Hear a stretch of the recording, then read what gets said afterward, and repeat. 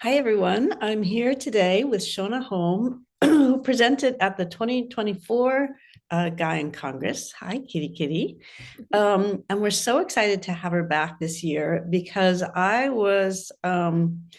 don't say this often or lightly, I was pretty blown away by her presentation in 2024 because it was so activating. And that's one of our sort of focus and intentions for this year is that we're not just doing workshops where we're talking about things, but we're really creating change and feeling the new energies and feeling our higher self.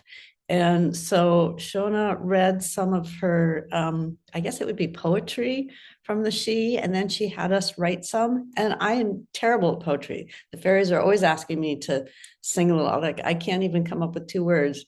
And after listening to her poetry, I had this whole, it was like 20 lines came forward and there was a rhythm and there was rhyme. And I was blown away. So we're so excited to have you back this year to open our channels. And so just for this interview, I like to start just with a little bit of origin story of like, how did you first connect to the She? Okay. All right. Thank you, Lindsay, Good. so much. Yeah. So I'll first say when I was a little girl, I loved books. I mean, I still do. And I found somehow my way to Andrew Lang's fairy tale book series, and I wasn't interested in Disney or any of that stuff. I wanted the real thing. And I read every single book. I would go to the public library and just savor every word and the pictures. And Rudolf Steiner talks about this, about how important it is for children to experience the fairy tales and that those who don't run the risk of kind of becoming sterile in a sense, with their imagination, because that world just opens you up so greatly. And then, I grew up and got into life in this realm. And it really wasn't until I started working with the mushroom at the age of 48. And that I didn't know what to expect because I don't do kind of drugs, quote unquote. Um, but it was very ritualistic, and I started in the forest. My first half dozen journeys were outside in the woods, in the rainforest of Washington State, in the mossy forest. It was so magical and beautiful. And so that first year was very much about my personal growth and what I needed to work on and all that stuff. And at some point, I think sometime during the second year of this consistent work with the mushroom, poetry started to come in. And so I would grab my recorder because I there's no way I could possibly remember that, and I would record these poetic transmissions. And it continued, and at some point, the beings that showed up with this described themselves as the shining ones you call the She. And and so then I would think, are they the shining ones that I call the She, but they're really the shining ones, or are they the She, or like what's going on here? And for 9 years, I held one-on-one retreats in my home, and I would work with, an individual client for 5 days. And I had this Irish woman sitting at my kitchen table, and I was sharing some of these poetic transmissions with her. And we're talking about the She. And she leans in and she says, where I'm from, we call them the shining ones. And I said, wait, wait, wait, hold the press, hold on. And that is exactly their humor as well. Like, of all people to kind of straighten that out for me, it would be a woman from Ireland, because I'm Irish Scottish. So anyway, and I love that kind of thing. And so yeah, that's what happened. And the thing is, I didn't go looking for them. I wanted to experience the mushroom, and I wanted to grow and mature and deepen. And I want always, when I go into those realms, I would describe it as I want to sit curled at the feet of the elders, of the sages. And so this is what I have come into connection with. They're not these like, oh, rainbows and unicorns or anything. I mean, not that there's anything wrong with that, but you know what I mean? They're very um, deeply wise. They can be very serious. They've given me some very sobering messages. And then what happened was, I mean, I just kept track of everything. And I ended up putting that into a book form. And so I had a book that was published in 2022 called Poetic Whispers from the Cauldron of the Otherworld, which you so very graciously wrote a review for. And, I had a friend of mine who is a mage, a magician, very sophisticated, who said, Shonagh, that book is a grimoire. That entire book is a grimoire. And I have to say, when I look back and I read that, and I'll go into this when I give my talk. We're going to talk a lot about this because we're in a new year, whole new numerical vibration. It's a 10, which is a 1, but it's 10, which is a 1 to the 10th power. There's a lot we can activate Mhm. this year, and poetry is its own language, and it used to be cherished.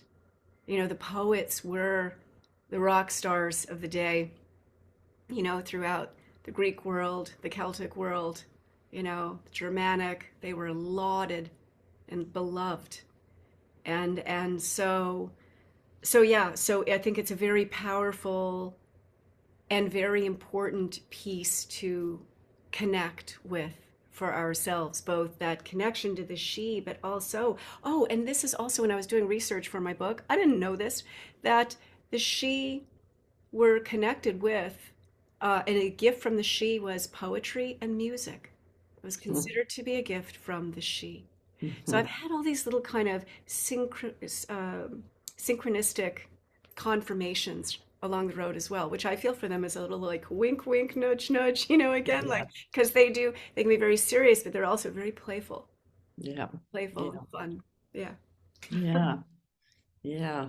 Yeah. And there's something to me. What came in as you were speaking was that poetry, in a way, it connects the two sides of your brain because the language, I think, can be very left brain, but the poetry brings in the right brain of imagination and I don't know, this opening and um connection to other dimensions. At least that's what I felt. Yes. Yeah, Yeah. yeah, and just but then it's also so powerful because like the incantations, that's how you do magic with your words. You speak them, and having a poetic language makes it that much more powerful. Which is why I'm always trying with the fairies, but it's like I really, it's challenging for me. So then our next question, how do you feel does she help you stay connected to your own inner wisdom? That's our theme for this year, is that as humans, we've sort of had this habit of looking outwards. And how do they help you stay connected to your own innate wisdom? Well, how do they help me? I have to say, sort of naturally for myself, I'm an Aries, and my motto throughout my life, for better or for worse, has been, "You're not the boss of me. You're not telling me what to do."